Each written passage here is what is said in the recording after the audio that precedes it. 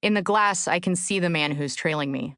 I first noticed him a few turns back, his path correlated with mine in the mess of Karachi back alleys. Our reflections mingle in the tailor's window. He's horse-faced and tall. His palms open and close as he walks. The security of the veil, a poster reads, above burqas and hijabs. Ahead of me, the bus I'd planned to board comes and goes, covered in an ecstasy of pigment and pattern. Every square inch is painted with bright shapes and swirls, intricate and infinite, like a Mardi Gras parade float, a diesel temple to the pleasure of the eye. It has the look of a free thing burdened, a slow lumbering dragon weighed down by its own beauty and the commuters that hang from its belly and back. They are my favorite thing about Pakistan, these buses. Against the dust and the smog and the honking of horns, they're startling, like the discovery of a kindred soul behind the otherwise dull face of a stranger. It won't delay me long letting this one lumber by. Another will come through in a few minutes on its way to Jinnah Road. Better not to give Mr. Ed the impression that I'm trying to lose him. Nothing raises suspicions more than shaking surveillance. It's what always makes me laugh about the CIA operatives in the movies, all the roof gymnastics and juggling of Glocks. In real life, one chase sequence through a city center and my cover would be blown for life. Better to lull them into a false sense of security. Walk slowly enough for them to keep up. Stop at yellow lights when driving. Give them a good look each time I come and go. In other words, bore them to tears. Then slip out and save the Bond business for when they've been left to tranquil sleep. I can see Mr. Ed fiddling with cooking utensils at a market stall while we wait. It's not clear which flavor of surveillant he is. First guess is usually the local service, a counterintelligence officer from the government of whatever country I'm in. But in this case, I'm not so sure. Pakistani intelligence operatives are good at what they do. Their surveillance teams are usually 6 or 7 strong, so that they can swap out the guy who's trailing me every few turns to minimize the chance I'll notice. This man seems to be alone. Not only that, but there's a foreign angle to his face. Despite his traditional dress, the kameez worn long and loose over his trousers, he has the air of Central Asia about him.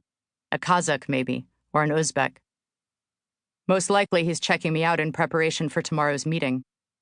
Al-Qaeda has had an influx of Central Asian recruits of late. Putting newcomers to work as spotters is pretty typical. Gives them a chance to learn the city while the group's recruiters size them up.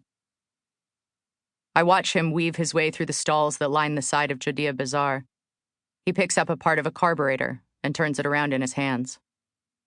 Something about the way he examines it makes me wonder whether maybe he's of the third variety, an aspiring arms broker who knows I work with Jakub, the Hungarian purveyor of all things Soviet surplus. Of course, there's always the underwhelming fourth possibility. He's a plain old would-be predator, eyeing a 28-year-old American girl traipsing through foreign streets alone. After all, there's Occam's razor to consider. The simplest explanation is usually the right one. Government or goon, any tale is cause to abort an operation. No sense meeting a source or picking up dropped documents with an audience in tow. Even harmless creeps can turn less harmless when they think they've witnessed something worth telling. Luckily, I'm not on my way to an operational act. Not until tomorrow. Today is pure reconnaissance. Jakub told me the intersection of Abdullah Haroun and Sarwa Shahid. That was all he knew, he said. He wasn't even supposed to know that. He'd probed his buyers for the info, under the guise of selling them the right bomb for the job. He'd need to understand the target, he told them, to be sure the material would be enough to register on a Geiger counter, enough to win them the attention they sought.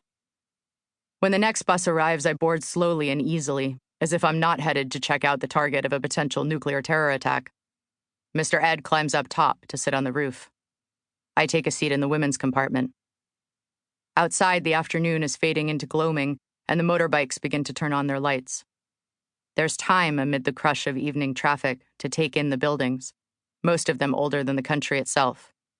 Monuments to a time when Pakistan and India were one, the plaything of colonists and kings. I feel the kinship of it, being a Yankee, the shrugging off of England's yoke. I can picture the men and women around me tossing crates of tea into the ocean in their chemisas and shawls. We are rebel lands, they and us. If only all that rebellion didn't spill quite so much blood.